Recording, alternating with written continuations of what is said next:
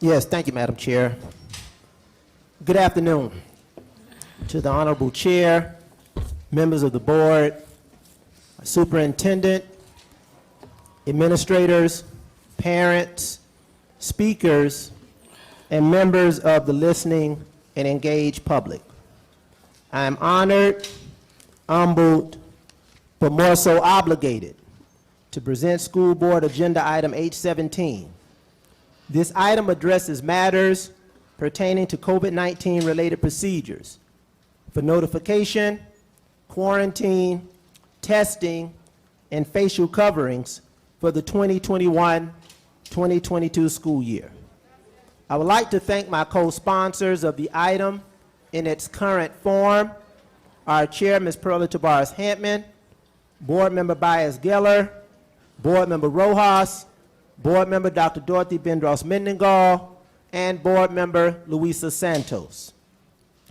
First, I would like to thank the board and the superintendent for the leadership, dedication, and deliberation over the past 18 months as our district, as with school districts throughout this nation and other places around the world, dealt with and continue to deal with the destruction, devastation, and death as a result of the COVID-19 pandemic.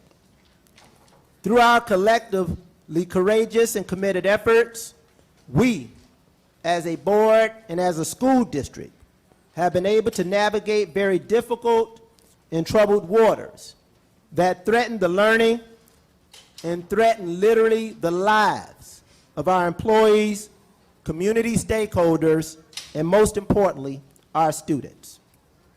Our journey through such turbulence continues as we prepare for the upcoming 2021-22 school year and face a more vicious, deadly Delta variant, which presents increased vulnerabilities for our students, especially our vaccine-ineligible young children, such as my very own 8-year-old daughter.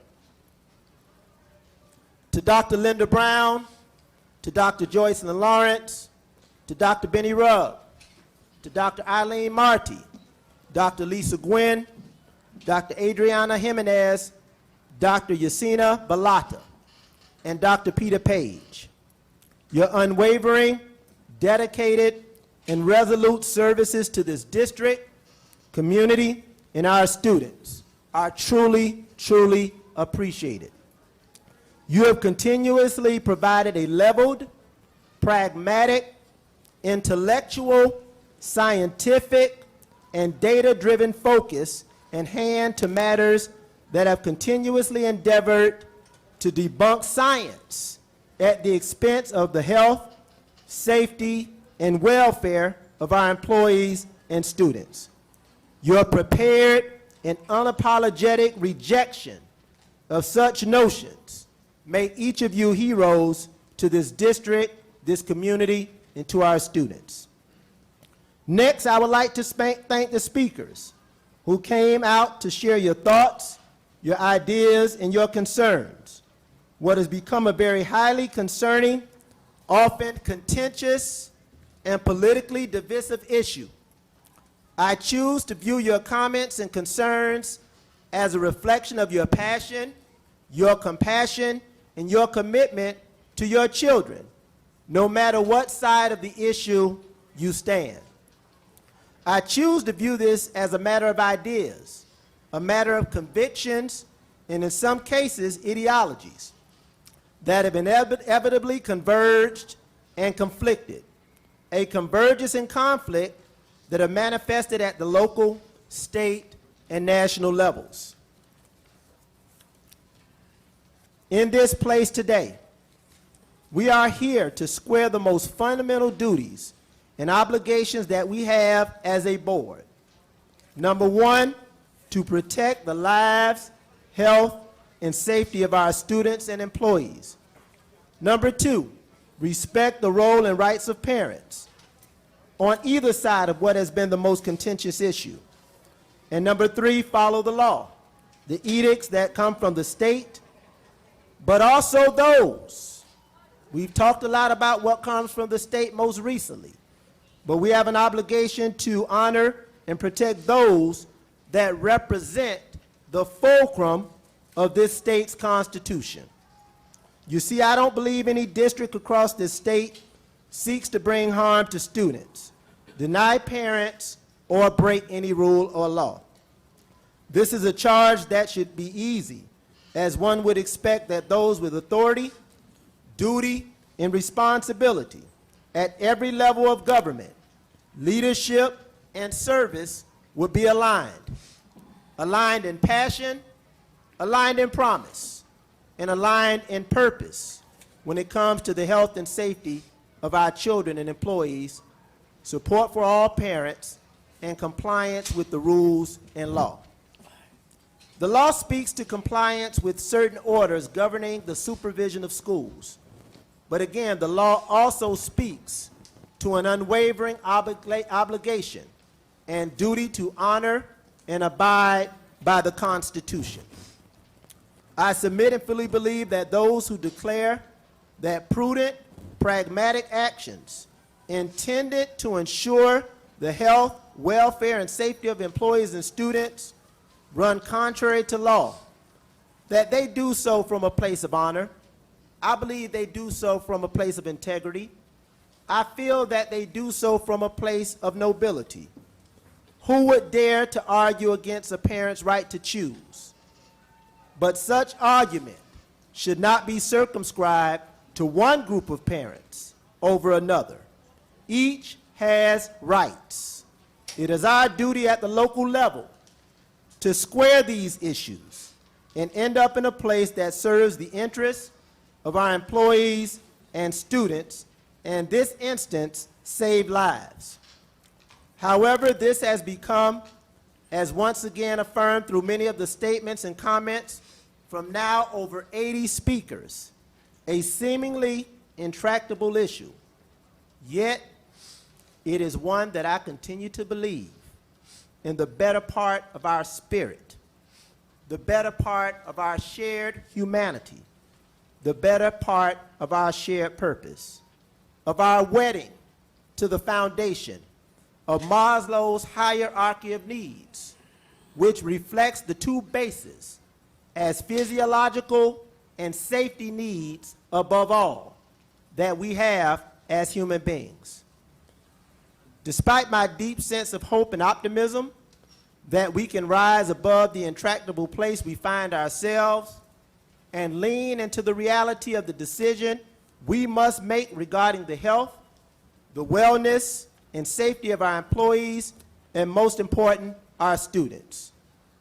Colleagues, thus we are at this place which has been preceded by questions about whether we are fearful, questions about whether or not we dread leaning into our obligation as elected officers and district leaders.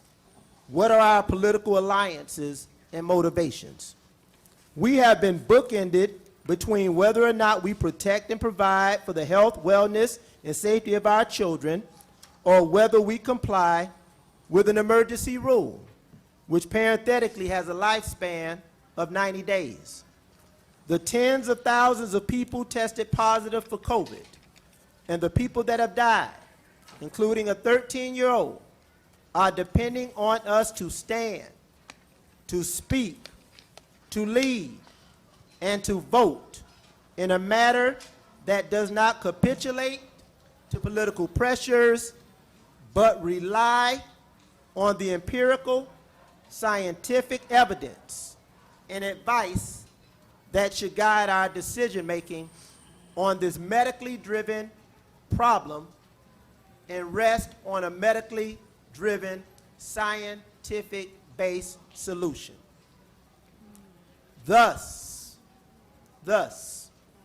I believe that this board must be resolute in its commitment to science and data-driven decision-making, and that this board must be convicted in courage. We must be convicted in competence, Each of us must be convicted and compassionate as it relates to the decisions that it makes on behalf of our students. And lastly, not succumb to partisan collegiality. So after hearing from the members of the community, the employees of the district, the parents of students on both sides of this issue, both sides, and the compelling evidence presented by our panel of medical experts whose work and lives and devotion are to protecting and ensuring the health, the welfare, and safety of human life, as not only a policymaker, but as a parent of a young child in this district, I would like to respectfully amend School Board Agenda Item 817 as follows. Specifically, recommend to update the implementation of the board policies granting the superintendent the authority to control communicable diseases and the spread of COVID-19 by authorizing the superintendent to temporarily require, based on local positivity rates, facial coverings for all students, except those with medically endorsed or religious accommodations, as defined in Florida State Statute 1003.22. In addition, the requirement shall apply to all employees, contractors, and visitors while inside MDCPS school buildings and while all students are on buses. The superintendent shall continuously review and assess local positivity rates and use such data and related information to modify and or discontinue any established protocols and or requirements for facial coverings. A written update shall be provided to the board on any modifications to protocols and or requirements for facial coverings on a weekly basis.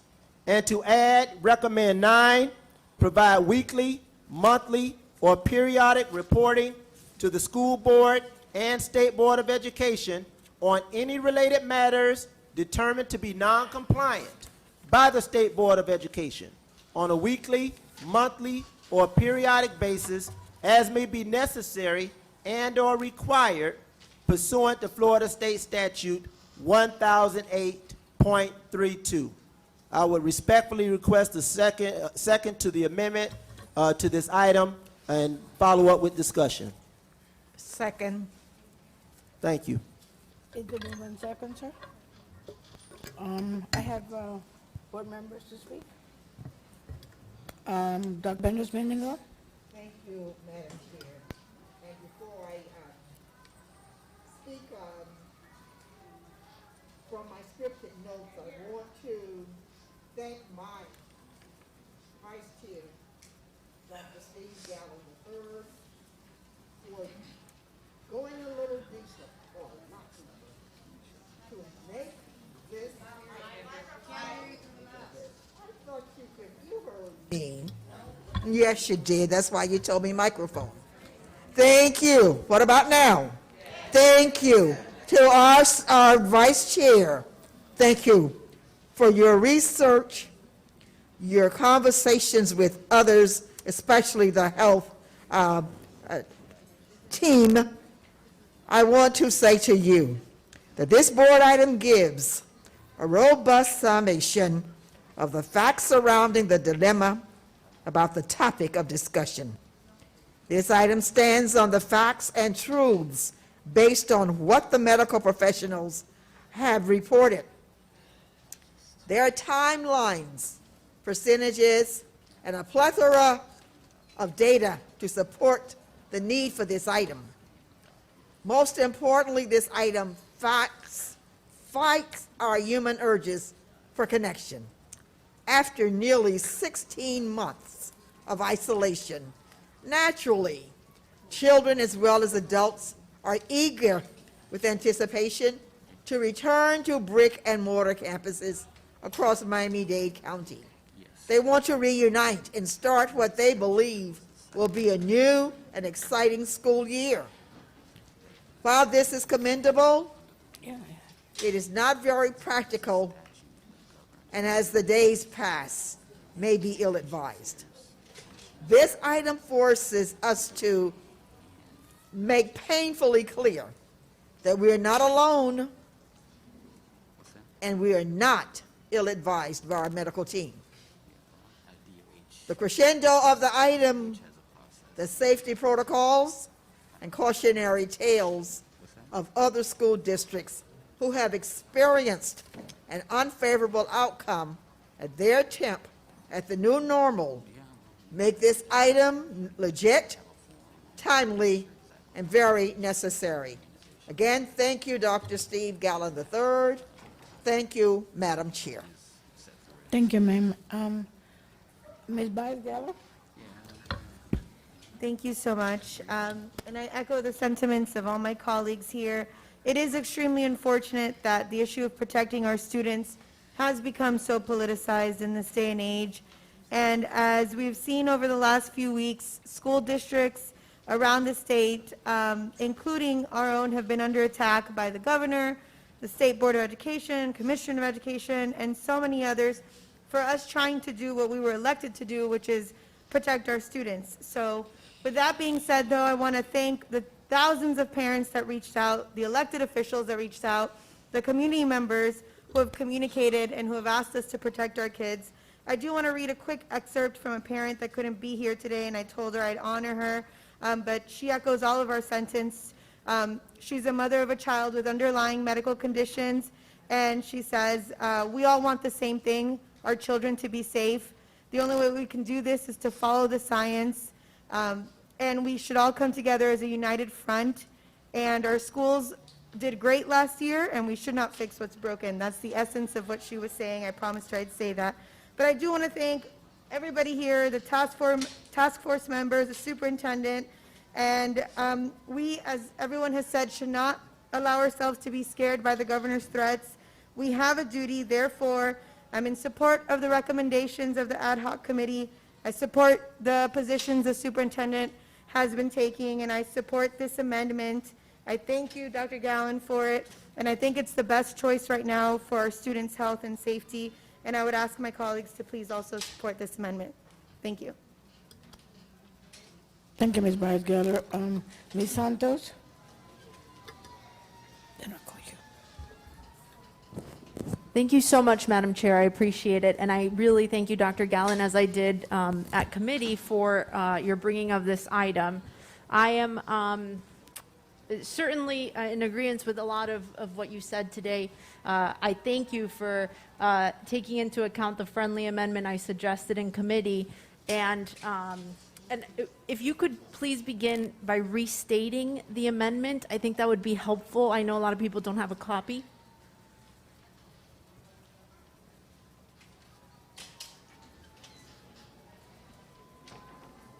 Yes, through the chair.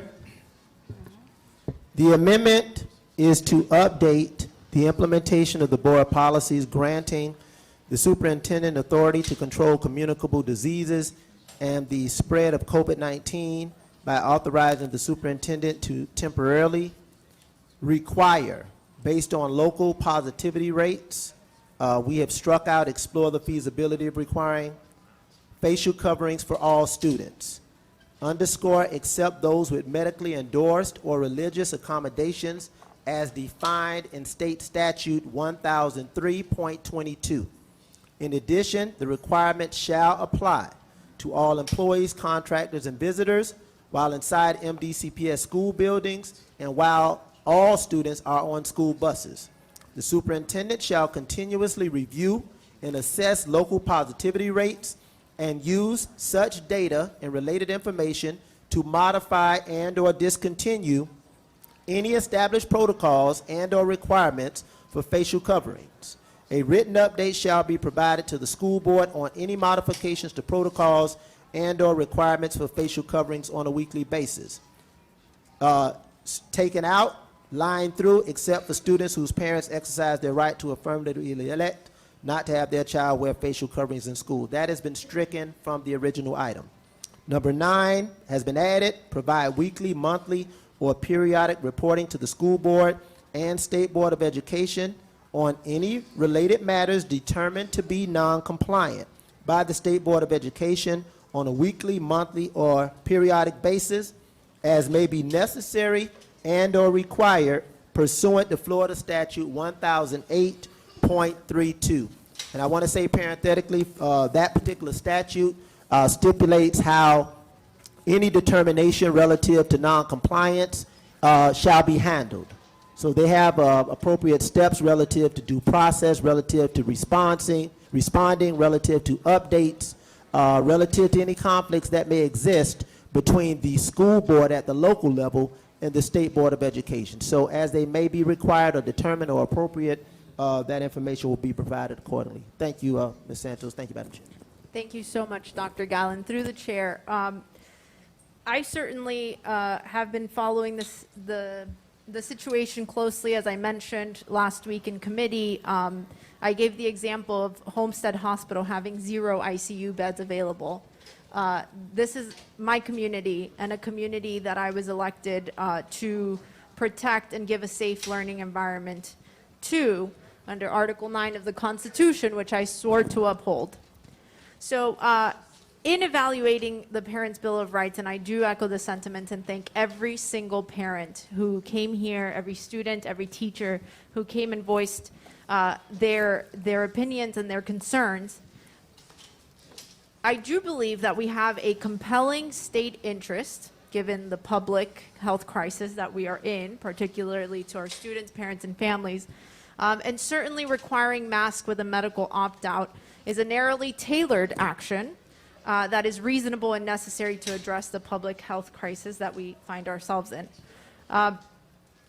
As written, the amendment, and I'm trying to review it because there are some significant changes that I didn't necessarily prepare to address, but I think in listening to our medical experts and understanding what they shared, plus the additional research that I and my team have certainly been doing, as written, it is clear that there are people like Crystal Giraldo's son, Julian, who have to have an exception. We are compelled to do right by Diana Abril's 5-year-old, who cannot wear a mask for a medical reason. And I believe that in this moment, to protect our children under the current conditions, and I appreciate your amendment to review these on an ongoing basis and the cadence in which we will, the only opt-out that I can support in this moment is a medical opt-out, not the additional ones that are stated in the amendment as written. So I think we align on most of what is being discussed, and certainly I know we have to take a vote on the amendment as written, and I can certainly vote in a way that I think is appropriate and proffer an amendment separate to that if that is what is necessary. Yes, Dr. Gallen. Yes, yes, thank you, Madam Chair. And Board Member Santos, I appreciate your feedback, and absolutely your thoughts and your contemplations were reflected here. I just want to say for the record that the language of opting out is not contemplated in this amendment, and there are only 2 accommodations that have been contemplated and reflected in here that are defined in State Statute 1003.22. So a provision for opting out is not included in this amendment at all. We don't utilize that particular language. It's not an opt-out. It's a medically endorsed provision, and there are only 2 cited in State Statute 1003.22. So there are not several, there are just 2. Thank you so much for that clarification, and through the chair, as written, yes, we are not using that language of opt-out. Thank you for clarifying that, and I certainly can be in agreement with that. Facial coverings for all students except those with, and there are 2 stated, and I can only support 1. Okay. Follow up, Madam Chair? Yes. Yes, Thank you, absolutely. Ms. Santos. Thank you. Yeah, thank you, Ms. Santos. I'm clear. There are 2 stated, medical and religious, and so I just want to be clear for the record. I appreciate your comment, and I respect your perspective. I've gotten feedback from members of the various communities, and as I did some research relative to what provisions can be contemplated. I wanted to look at those that are outlined in state statute. There's been a broad discourse around what the law stipulates. We all have the opportunity, not we as in this board, but we hear about the law from everyone else. There are some provisions outlined in law that we can contemplate to address some of these issues. But again, this is the amendment. I'm up to hearing from other colleagues, and I definitely appreciate your support, at least on the initial one. Thank you. Thank you so much. Dr. Navarro? Thank you, Madam Chair.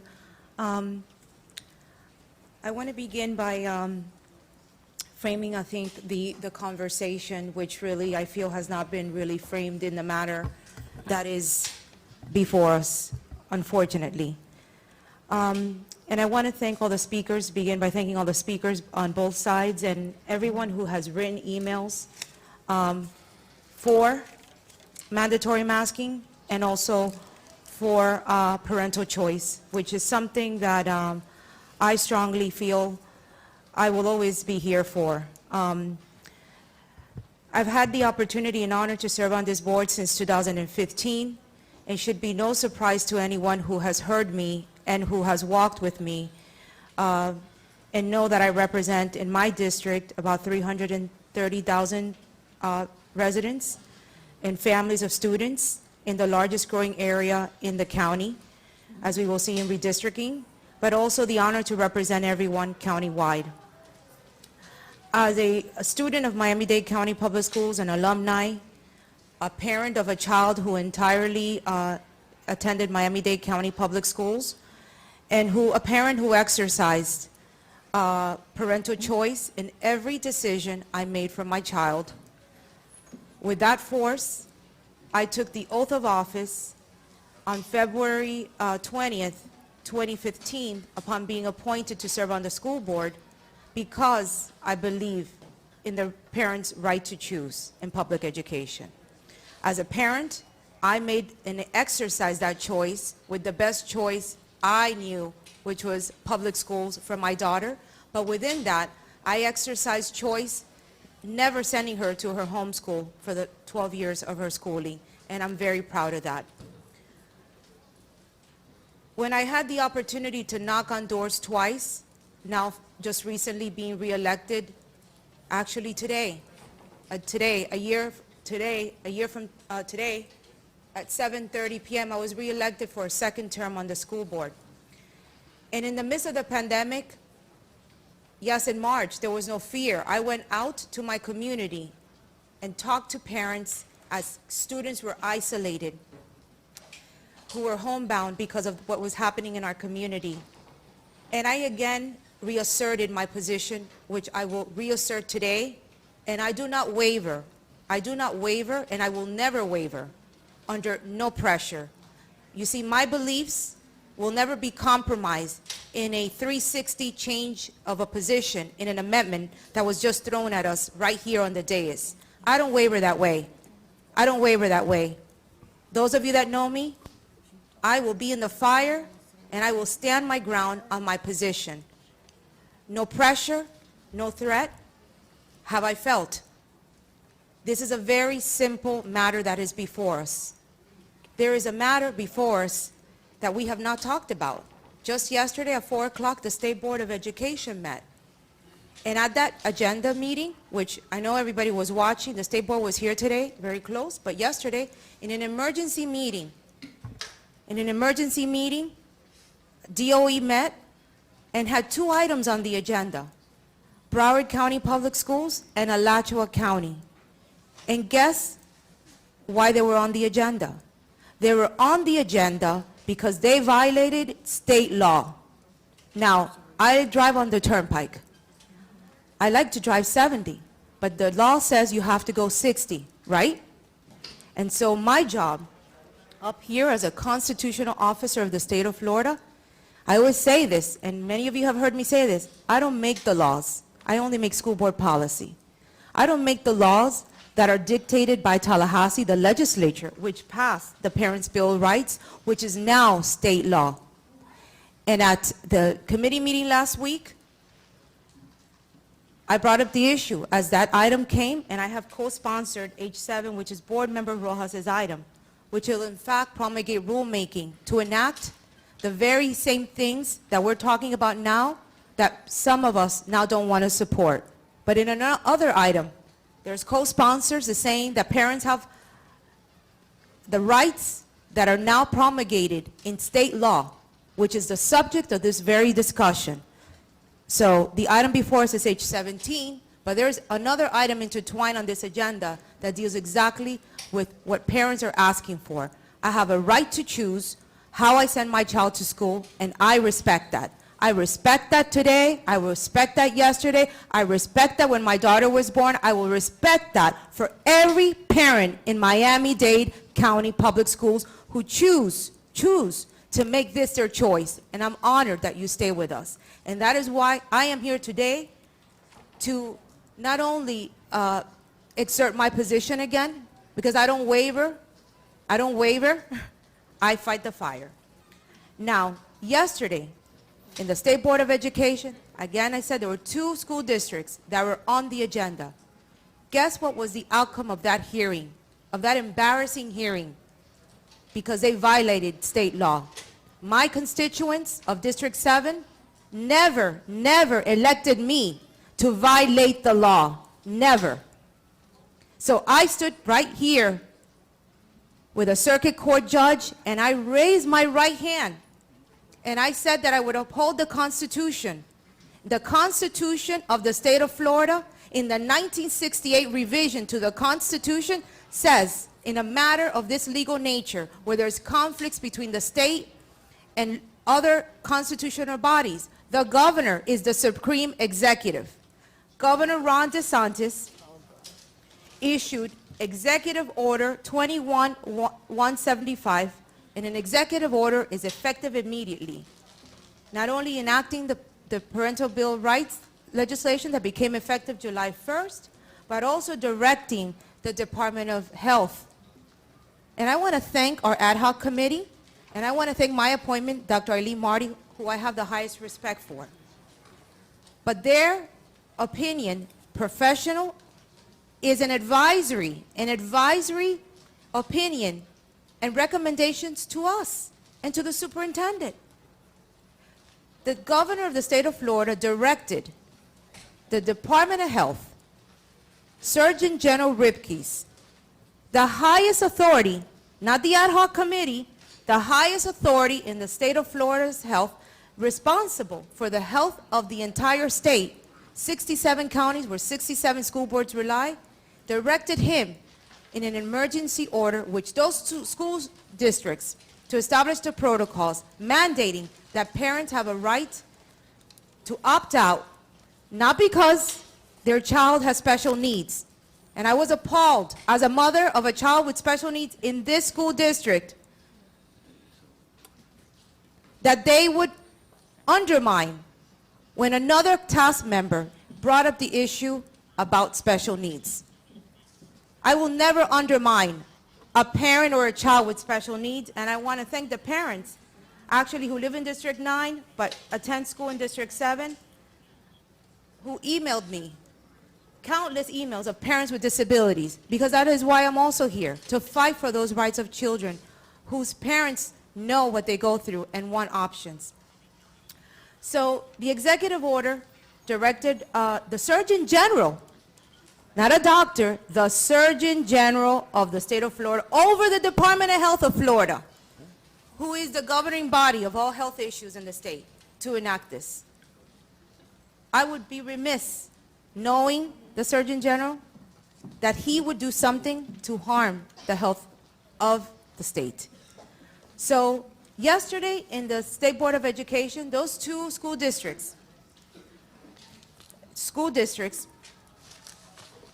who violated state law were on the record having violated the law right now as it is in Florida. And my job is not to make the laws. That's Tallahassee. That's the legislature. And thank you to the elected officials that were here. That's your responsibility. If you supported the Parents' Bill of Rights, this is the law now. If you didn't, you can go back and change the law. And then we get dictated what the law is. And the rulemaking Our governing body is the State Board of Education as a school district. We have to follow that. It's not whether I want to drive 70 or 60. The law says this is what you have to do. So those two school districts yesterday were found to have probable cause for violating the law. I will not give my name, and I will not put my name to any item, to any amendment that, in my opinion, and not just my opinion, because I know the law, but also I want to thank our school board attorney, who I was the school board member on Sunday evening, who requested a legal opinion. Why? Because Broward County Public Schools, in light of the fact that their general counsel, just as our general counsel has told us that item H17 as presented, except with the amendment that it has now received a second, which I was ready to support because option 2 provided a parental option for parents to opt out. That's consistent, and I asked them that on the record. That was consistent with the law. That was consistent with the emergency order. That was consistent with the rulemaking by DOH and DOE that is going to take place. So the attorney has opined. Many of you that are listening and that are not here may not have the opportunity to have this copy, which is a public record. I wanted the opinion on the item as is. The item as is now, as it's been amended in second, which I will not support, violates state law. Violates state law, and it would be shameful to see our school district before DOE and our superintendent on the stand, as I heard those two superintendents yesterday. Yes, our superintendent on the stand, having to defend why we were breaking the law. My job is to follow the law. I agree that we have to continue to evaluate the conditions. All these other things are good because things are changing. But the law has to be dictated to us. I'm responsible for making school board policy and for following school board policy and for following the laws of the state of Florida and the governing body of the State Board of Education.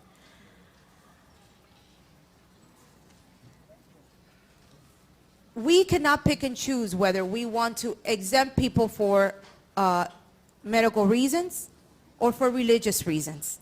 That's not an option under the law. It's not an option to pick and choose which one of those two concerns validates one or the other. We'll have another opportunity, and those same people who are changing this amendment have co-sponsored H7, saying we support Parents' Bill of Rights. So in the face of the argument, you are inconsistent. You can't support one without giving the parents the rights that are now duly enacted and have created Florida statute. Let me read it to you. Florida statute 1014-01, which is the Parents' Bill of Rights.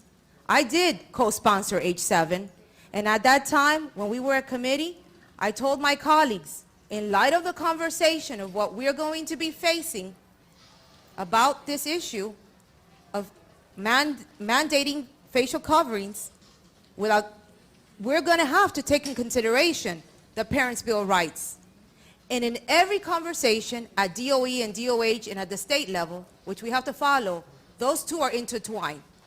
Those two are intertwined. Yet there is no mention on revised H17 or amended about Parents' Bill rights, to my knowledge. I don't see the line.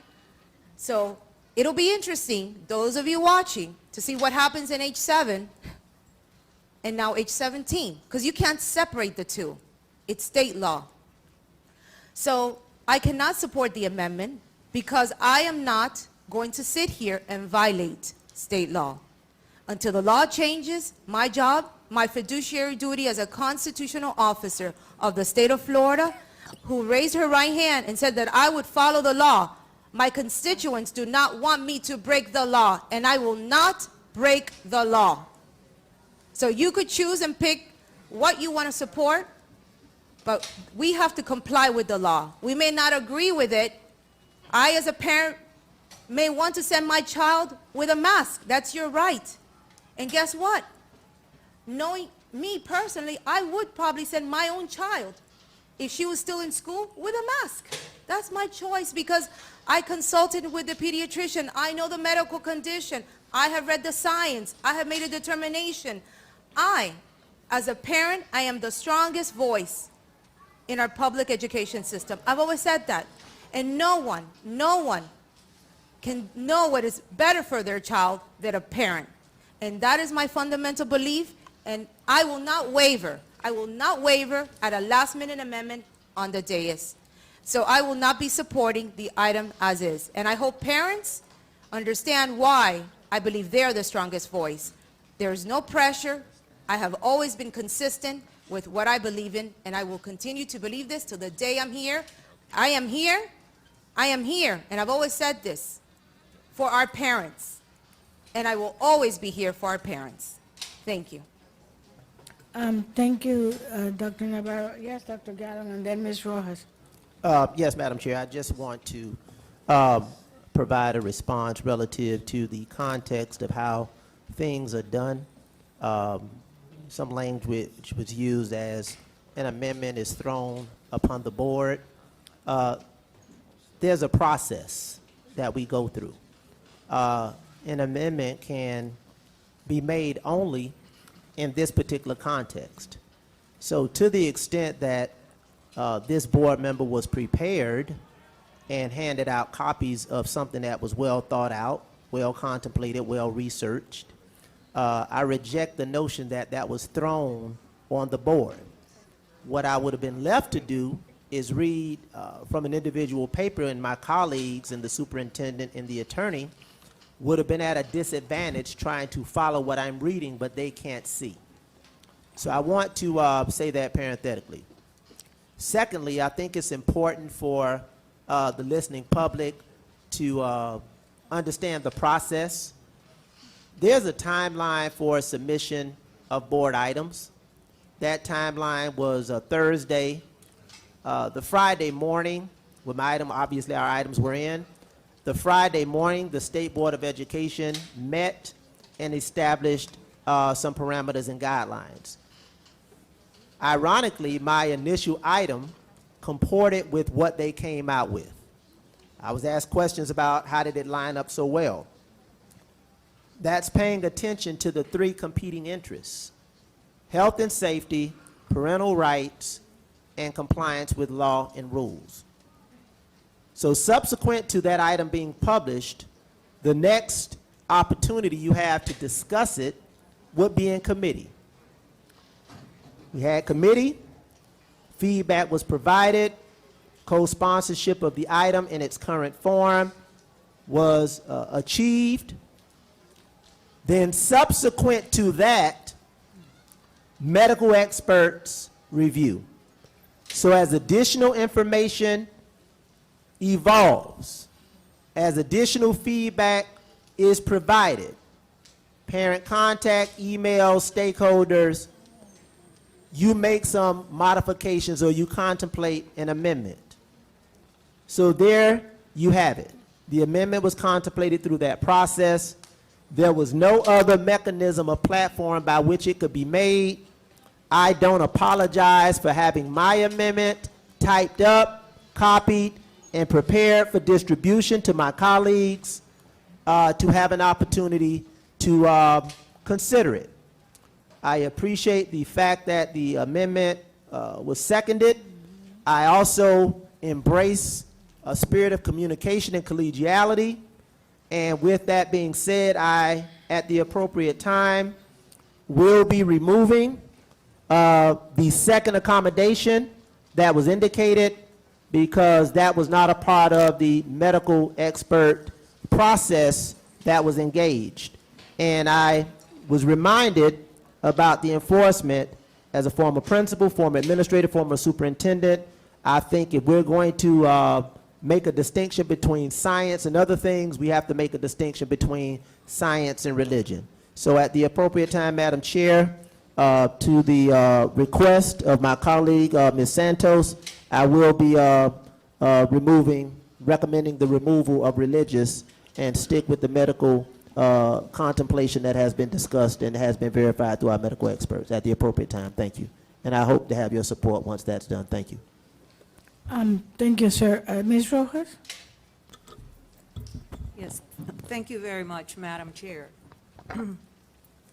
First and foremost, I want to start off by thanking all of the parents who have taken the time to come to this school board meeting today to express their concerns. I also want to thank all of the parents, the students, and stakeholders who have expressed their concerns via emails regarding the COVID-19 protocols. All of these are emails that I have received, and I have tried to respond to all of them. So thank you, because it is imperative that we as a board listen very carefully to the concerns that are raised by the families that we represent. Since the genesis of the COVID-19 pandemic, this school board and the superintendent have prioritized health, safety, and well-being of our students and of our entire workforce in order for us to reopen schools in a safe and smart manner, which we actually did last year. We have received guidance now from the Ad Hoc Public Health and Medical Experts Task Force, recommendations from the Centers for Disease Control and local health department. It is very unfortunate that we thought things were finally getting better. I actually said at graduation, I think we see the light at the end of the tunnel. However, a paradigm shift took place due to the Delta variant, where more significant implications for children became evident. Pediatric cases and hospitalizations have increased, according to the Miami-Dade County, moving to a new normal daily dashboard of August 16, 2021. The total number of PCR-confirmed cases had also increased to 16,641 in 1 week, from 15,786 in the previous week. On average, there was an increase of approximately 122 cases every day.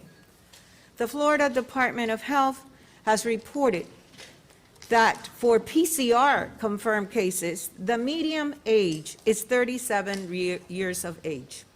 The range is from 1 to 102 years of age. 14.1% are children, ages 5 through 17.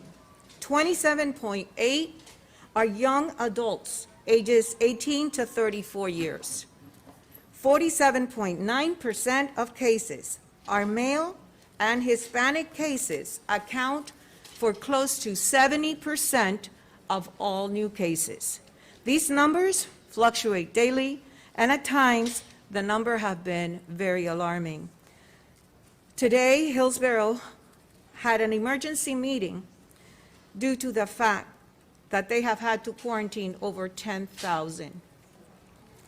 According to School Board Policy 8453, control of communicable diseases provide the following. During times of elevated communicable disease, community spread, the superintendent shall issue periodic guidance and directives aligned with recommendations of public health officials and applicable guidance and orders. During an outbreak of these communicable disease, this can be transmitted by casual contact or in a respiratory or airborne manner. The superintendent's directives may include mandatory protocols, including but not limited to physical distancing, facial coverings, and other protective measures. The superintendent has announced that he concurs with the recommendations made by the Medical Task Force based on the most recent data that they provided at the Zoom meeting of August 18, 2021. I have had many sleepless nights about the reopening of our schools, as I want our students and our staff to be safe and sound. My concern, just like my colleagues on the board, has always been and will continue to be ensuring the health and the safety of our students and of our workforce. This is well documented throughout the years. Where I stand on this issue changes as we see the numbers much higher than they were 2 weeks ago. I am a constitutional officer, and pursuant to Florida Statute 1001.42, powers and duties of the District School Board under Student Welfare, Section 8A, and I quote, in accordance with the provisions of Chapter 1003 and 1006, provide for the proper attention to health, safety, and other matters relating to the welfare of our students. I am constantly worrying about the students and about our workforce as they start every year a new year. While all the preventive strategies this school district will take may not be 100% safe, it is certainly a very important start. The one thing that I do not want to hear is that Miami-Dade County Public School Board did not consider the health and the safety of our students and our workforce. I think about what could happen if one child is infected with a virus and succumbs to this horrible pandemic. How would we feel? Whether it is one child or 5 or 10, one child is too many. Currently, due to the unprecedented rise in COVID-19 cases, due to the Delta variant among unvaccinated and in some breakthrough cases of vaccinated individuals, and fulfilling my commitment to ensure the health and the safety and the well-being of our students and workforce, I have decided that to temporarily agree to start the 2021 year with mandatory masking with a provision of those weekly updates to determine how soon we can provide the option of masks to parents. It is imperative, once again, for us to remember that parental choice is important, in my opinion, very important. But right now, we are dealing with a health crisis. And that is why, on a temporary basis, based on the recommendations for the changes given by my colleague, Dr. Steve Gallen III, whom I thank for taking the initiative to bring this item forth, I fully support the item as amended, again, with the provisions that are stated here very clearly, and on a weekly basis that we continue to monitor and assess very closely the current numbers that exist, and hopefully as we move forward, and as I have heard some physicians state, we are hopefully going to reach the peak of this pandemic within the next couple of weeks.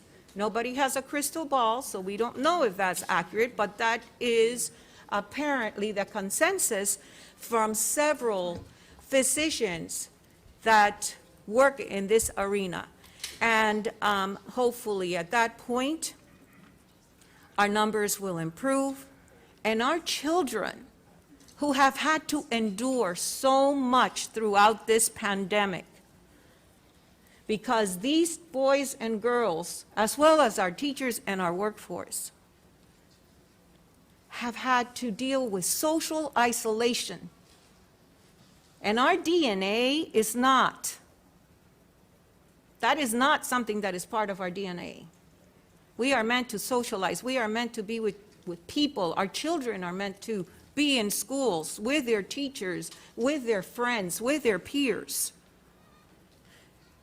And due to the conditions that existed, and they were not able to do so for a very long time, we are now going to be dealing with many new challenges, including all of the mental health scenarios that have been addressed here today on more than one occasion, so that they can proceed to excel academically.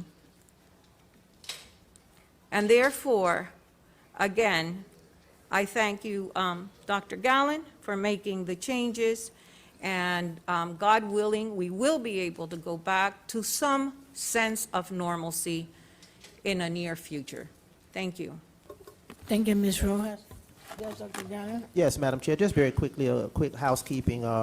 Pursuant to Robert Rules of Order, I would like to strike out the religious accommodations and leave it for the medically endorsed accommodations. If the board member that seconded, which was Bias Geller, agrees, then that will come out if I get her agreement on the record. Okay, yes, thank you for the record. She has agreed, so it reads, except those with medically endorsed accommodations, period. Thank you, Madam Chair. Thank you. Yes, I believe the student advisor Madam has Chair. raised her hand, certainly. Yes, thank you, Madam Chair.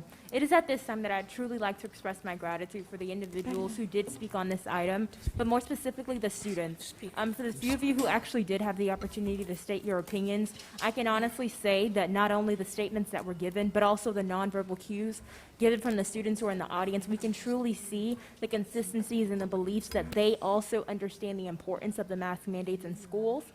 Because just like Ms. Rojas just mentioned, everyone wants to go back to this state of normalcy. We all don't want to wear a mask, but at this moment, we do understand the importance of it. So that is something that I do want to address. And just to give the students perspectives, because not only the students in this auditorium or this room have been seen and have been noted, but also the students that I've had conversations with in the past. They do understand the importance of the mask mandate, and that is something that I do want to say, that they understand the pragmatism of it, and that they are in agreement as well. So thank you.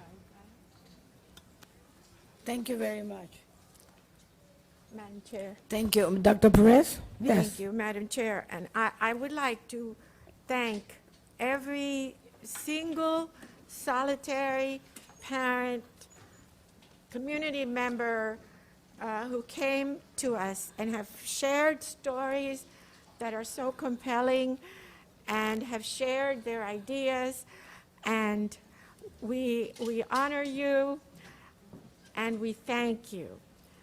It is not inconsistent to vote for a parent's Bill of Rights, especially this Bill of Rights, and to also have reservations about the mask mandate. That is not inconsistent. These, when the United States was formed, Pilgrims and Puritans lived in an agrarian society where they lived on farms and parents had could do anything they wanted with their children. However, as cities became formed and as the Industrial Revolution caused parents to have to rely more on schools, when a child has to attend a school, there are certain conditions that are up to when they are united. There are certain things that school districts and the state may do. In the Parents' Bill of Rights, where it says about parental consent for medical treatments, even though the parents have most of the rights, they don't have all of the rights, even in this document that this state has just passed. It says parents generally have the right to be informed about and give consent for proposed medical procedures on their children. However, the state also has an obligation to ensure that children receive reasonable medical treatments that is necessary for the preservation of life. Parents have rights, but there are times when a compelling reason is pronounced where the school boards and the local decision makers must make certain decisions. I don't doubt for 1 minute that the Surgeon General has the best interest of the people of Florida, but I also think that perhaps there are certain areas in Florida that are not as affected as our areas are currently. I think that the fact that we have the local health experts here who have told us with no uncertain terms how important it is that we require this, and they are not guaranteeing anything. A mask, we understand that a mask does not guarantee anything. As a matter of fact, one of the arguments that is made often is that mask, there is no research on masks. And by the way, when my colleagues say that they have been thinking about this, spending endless nights, sleepless nights, me too. For the last 2 weeks, this has consumed me. And the research that I have tried, because I want to do what is right for everyone, the first masks, I don't know if any of you have gone into the research this far. The first masks were created by a physician in 1910, a physician in China.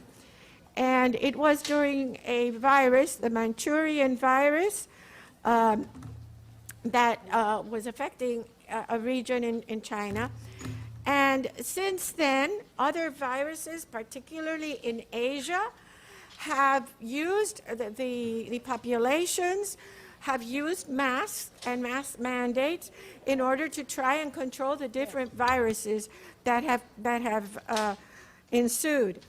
And there is perhaps the best argument, I suppose, for masks, because it's very difficult to research on masks, because people will take them off and will say, I'm wearing them, and it's hard to control the controls of a research study on masks. They said that the countries in Asia use during the same epidemics, that the countries that used masks versus the countries that did not use masks, the countries that used masks were 7.5 times more able to combat the viruses than the countries that did not use masks. So that is compelling evidence. It's that there is something to that protection. It is not all, but there is something to that protection.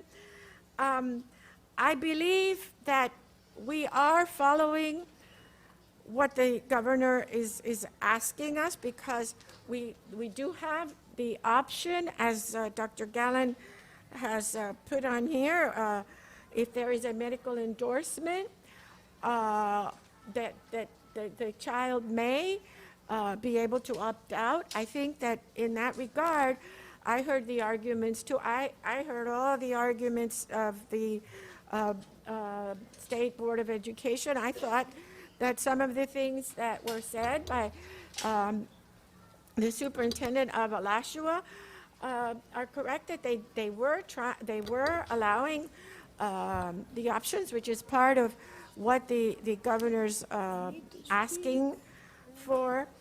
I think that it would be prudent, Dr. Gallen, in the first one, number 2, you asked for to ask the superintendent for a feasibility, not necessarily to go ahead and implement, but if this is the will of the board, I can support it. I think that these were the same recommendations that the superintendent made, and I don't see why we need to have the item, but given that it is before the board and the majority of the board is in favor, I don't have a problem with that. And I do concur with Ms. Rojas that obviously, and all the board members, none of us want to have our students masked. It's a pain to wear a mask. I realize that. That said, I have 3 grandchildren, ages 5, 7, and 12. Of course, I have asked them. They are required to wear a mask all during the summer vacation when they went to all their little all their little camps. And I've asked all 3, do you mind wearing the mask? And none of the 3, this is anecdotal, of course, none of the 3 really minded, even the 5-year-old. So I realize that's an anecdote about my own grandkids, and that some children will have and have, as expressed, perhaps some medical issues, and that is, of course, something that we embrace. We are in a very, very difficult position, this board, because we are, on the one hand, wanting in every way to be pleasing to our governor. But on the other hand, we are listening to our medical experts on the field here in Miami-Dade. And it is too high a risk. The stakes are too high for us not to do everything that we can to ensure the safety of our children. Now, also, I would like to thank our attorney, Mr. Harvey, for the very comprehensive report that you gave in answering Ms. Navarro's request. And it's too bad. And as she said, as Ms. Navarro said, this is online for anyone who would like to hear it. It's too long for us to read it. But she requested a legal opinion on the effect of the Florida Department of Education and the health emergency order issued by the governor. And among the things that Mr. Harvey tells us and instructs us is the part that says home rule powers. And with your indulgence, since people don't have this on hand, I'd like to read it's 2 paragraphs. I'm sorry. I usually try to be very short. Even though the declaration of the state of emergency for COVID-19 expired, it does not eliminate the fact that Miami-Dade County is still required to address the threat of the health and safety of its citizens resulting from the COVID-19 pandemic. Accordingly, school districts still have the responsibility to take appropriate measures to ensure the safety and welfare of their students. The school board, pursuant to its home rule powers as prescribed under blah blah, shall operate, control, and supervise all free public educations in their respective districts and may exercise any power except as expressly prohibited by the state constitution or general law. Although the EQ and the DOH and the DOE's emergency rules that emanated from the EQ seek to prevent mandatory masks for students, these rules do not appear to have been properly promulgated as required by law. It follows that any action by the board to require masks should not be viewed as being contrary to the law. And he goes on further, but I think that will be suffice for me. So I realize how very difficult this has been for all of those of you, and I thank all of those of you who are here and have spoken. I want to thank our superintendent for his amazing professionalism and having tried in many, many ways to do what is best. I thank him for appearing before the state board today. And I want to thank the board members because I think we're all trying to do what is in the best interest of everyone.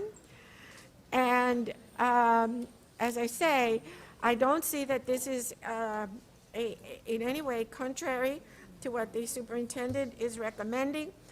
But I suppose that this conversation was something, I want to thank Dr. Gallen because it is something that gave the community the opportunity to come and let us know how strongly they feel. So thank you, Madam Chair.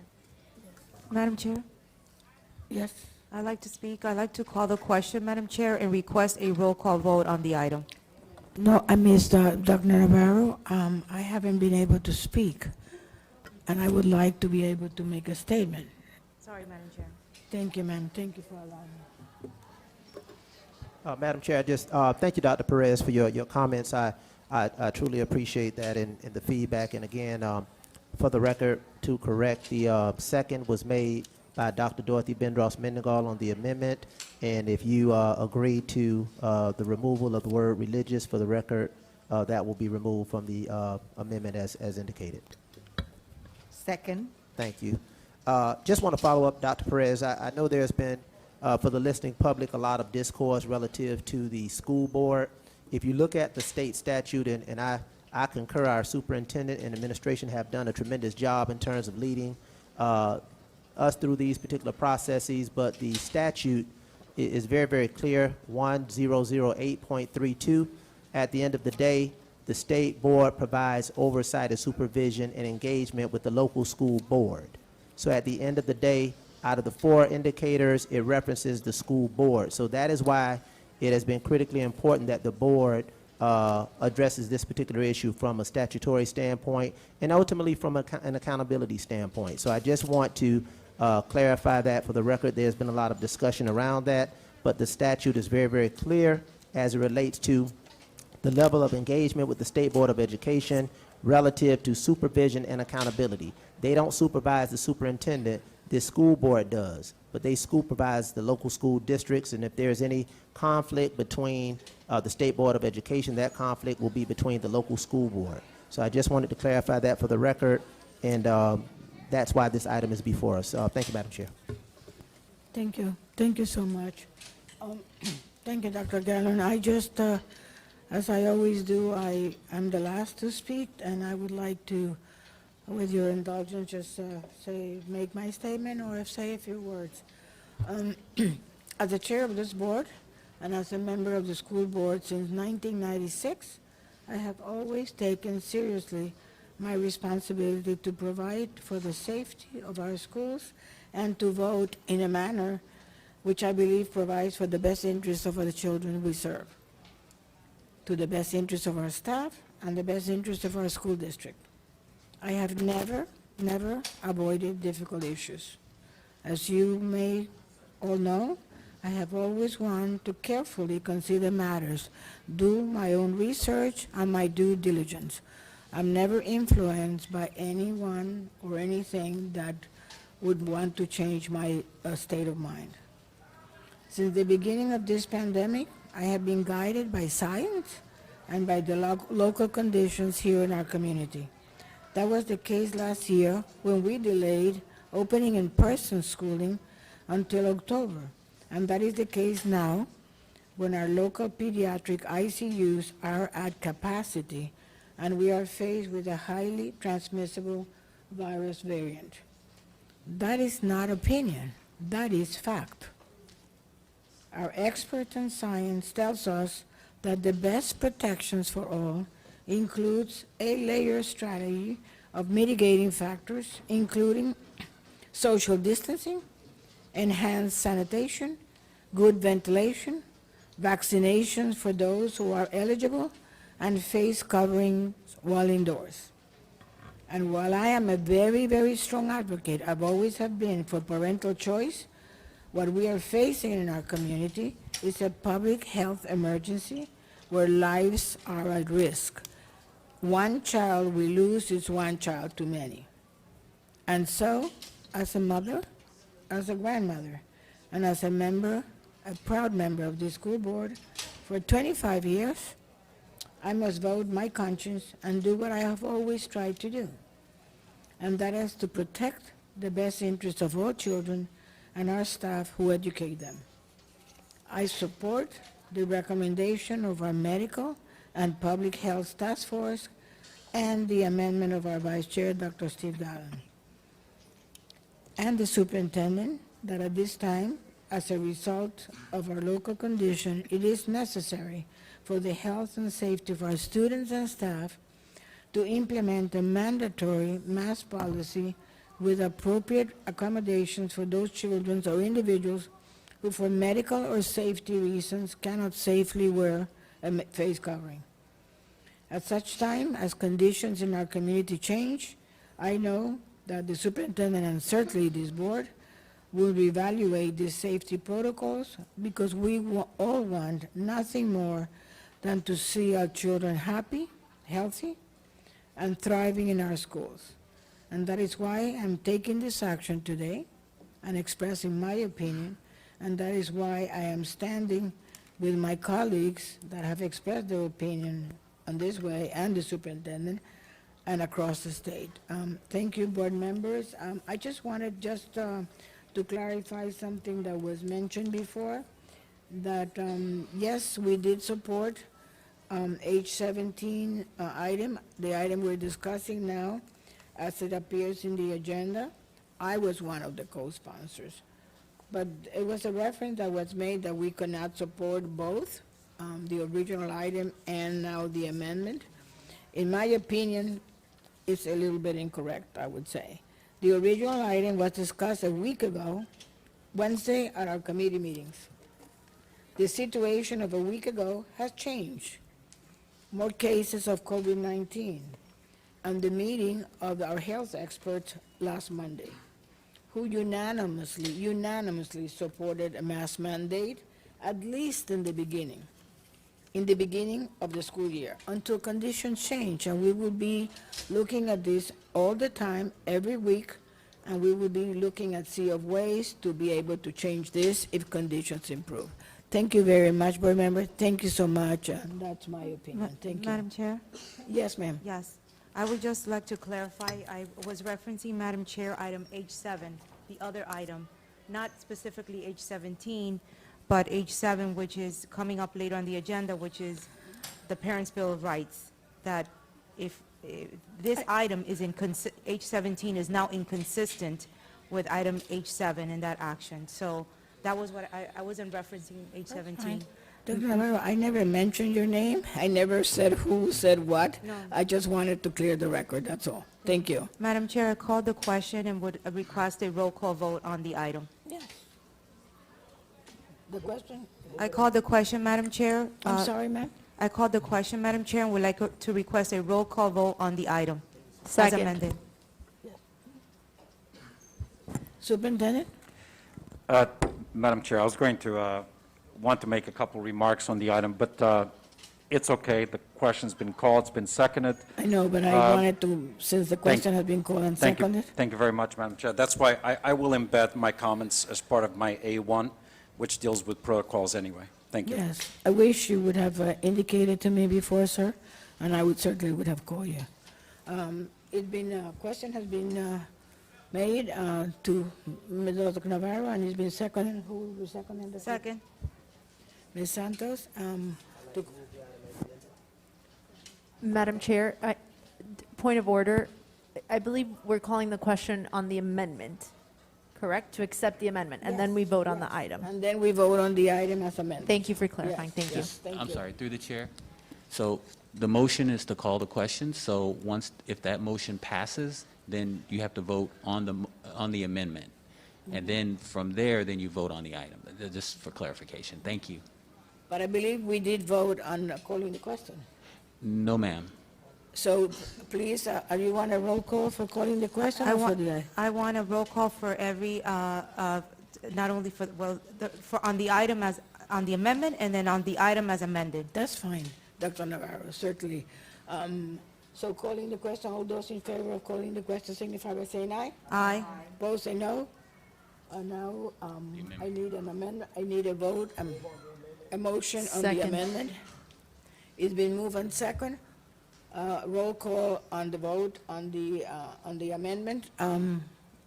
Dr. Perez? Dr. Navarro? No. Dr. Mendoza-Minigo? Yes. I say yes. Yes. Dr. Gallon? Ms. Rojas? Yes. Ms. Geller? Yes. Ms. Santos? Yes. Thank you. Now I need a motion on the item as amended. Move it. Is Second. it moved and second? Do you want a roll call on this one too, Dr. This is the Navarro? final item. Dr. Perez? Dr. No. Navarro? No? Madam Chair, no. Dr. Mendoza-Minigo? Yes. I say yes. Dr. Gallo? Yes. Yes. Yes. Thank you very much. So it's 8-1. Let me finish. Please, no applause, please. Thank you. Yes, let me finish. Ms. Navarro, the item has passed 8-1. Dr. Navarro is the one, no. Seven. Sorry, ma'am? Yes, 7-1, Madam Chair. I'm sorry? We have a board member that's absent. I'm sorry. I know. Yes, Ms. Fraga is not here. That's fine.